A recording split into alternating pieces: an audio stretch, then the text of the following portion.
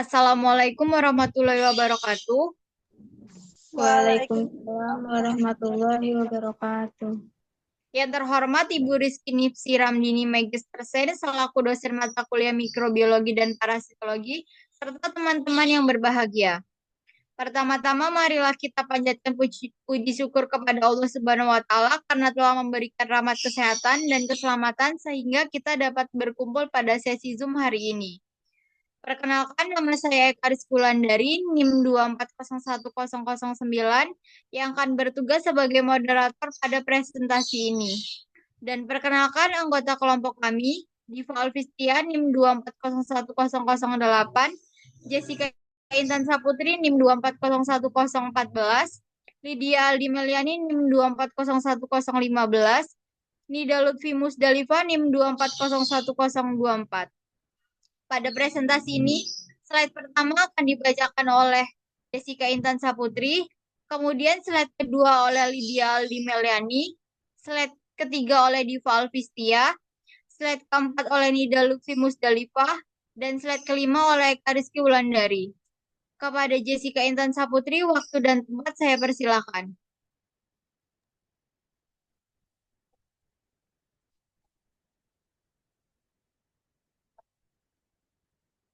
Apa saja yang membedakan antara sel manusia dan sel bakteri? Jawabannya, sel manusia bersifat eukariot, organisme multiseluler. Tipe inti sel nukleus mempunyai membran inti. DNA manusia merupakan untaian ganda. Sel bakteri bersifat prokariot, organisme uniseluler.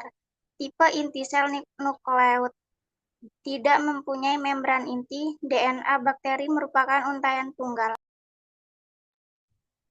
Untuk slide selanjutnya akan dibacakan oleh Lydia Aldi Meliani. Waktu dan tempat saya persilakan.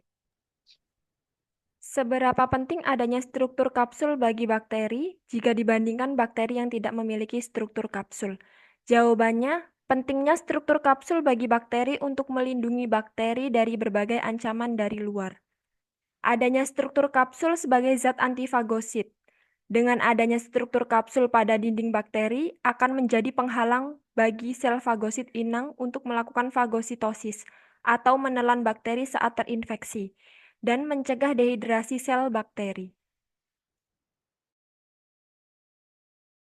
Untuk slide selanjutnya akan dibacakan oleh Diva Alfistia. Waktu dan tempat saya persilakan. Baik, terima kasih moderator. Yang ketiga, ada sel pada manusia mempunyai nukleus, sedangkan sel bakteri memiliki nukleoid. Jelaskan perbedaannya. Jawabannya, nukleus memiliki diameter lebih besar, yaitu berkisar 1-10 mikron. Bentuknya bujur, terikat membran, menyimpan sebagian besar DNA sel. Nukleoid memiliki diameter berkisar 0,2-3,5 mikron. Bentuknya hampir bulat, tidak terikat membran, mengumpulkan dan transkripsi RNA. Untuk slide selanjutnya akan dibacakan oleh Nida Lutfi Musdalifah. Waktu dan tempat saya persilakan. Oke, yang keempat, apa perbedaan fimbriae dan pili pada bakteri berdasarkan struktur dan fungsinya? Jelaskan. Jawabannya, pili adalah serat mikrohalus seperti rambut yang memiliki pilin. Struktur tubular tebal, sedangkan fimbria adalah serat kecil seperti bulu yang muncul dari permukaan sel bakteri. Pili lebih panjang dari fimbriae. Jumlah fimbriae pada setiap sel sekitar 200-400, sedangkan jumlah pili kurang dari 1-10 setiap sel.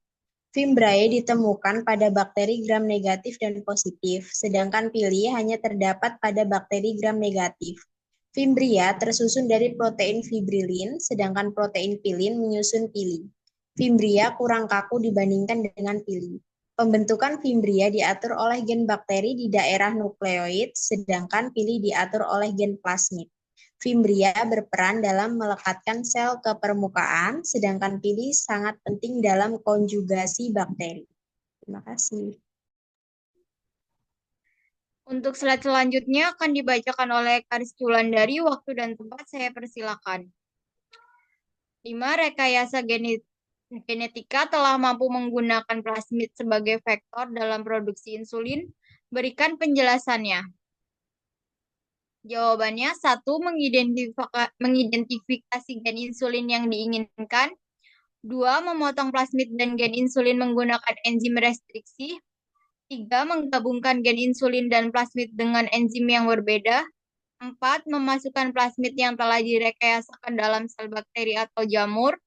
5. Menumbuhkan bakteri atau jamur dalam fermenter. 6. Mengekstrak, memurnikan, dan mengemas insulin. Sekian presentasi dari kelompok kami. Kami ucapkan terima kasih. Biru laut seperti kolam, ikan paus pandai menyelam. Dari lubuk hati yang paling dalam, saya tutup presentasi dengan salam. Assalamualaikum warahmatullahi wabarakatuh. Waalaikumsalam warahmatullahi wabarakatuh.